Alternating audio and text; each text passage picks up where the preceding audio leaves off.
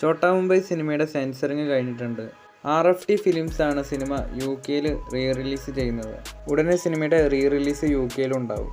ചോട്ടാ മുംബൈ സിനിമയുടെ 10 ദിവസത്തെ world wide collection report വന്നിട്ടുണ്ട്. കേരളത്തിൽ 3,40,00,000 രൂപ നേടിയപ്പോൾ വേൾഡ് വൈഡ് ബോക്സ് ഓഫീസിൽ നിന്നും സിനിമ 3,78,00,000 രൂപയാണ് കളക്ഷൻ നേടിയിരിക്കുന്നത്. MMN സിനിമയുടെ ടൈറ്റിൽ ഇപ്പോൾ പുറത്തു വന്നിട്ടുണ്ട്.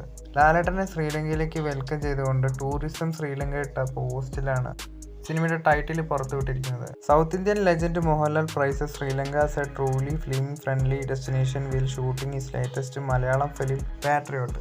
അതെ, പാട്രിയോട്ട് എന്നാണ് സിനിമയുടെ ടൈറ്റിൽ. പാട്രിയോട്ട് എന്ന വാക്കിന് മലയാളത്തിൽ അർത്ഥം വരുന്നത് രാജ്യസ്നേഹി അല്ലെങ്കിൽ ദേശസ്നേഹി എന്നൊക്കെയാണ്. എന്തായാലും സിനിമ ഒരു സ്പൈ ആക്ഷൻ ചിത്രം ആയതുകൊണ്ട് തന്നെ ഇത്തരത്തിലുള്ളൊരു ടൈറ്റിൽ തന്നെയാണ് സിനിമയ്ക്ക് യോജിക്കുന്നത്. എന്തായാലും സിനിമയുടെ ടീമിൻ്റെ ഭാഗത്തുനിന്ന് ഒഫീഷ്യൽ കൺഫർമേഷൻ ഒന്നും ഇതുവരെയും പുറത്തു വന്നിട്ടില്ല.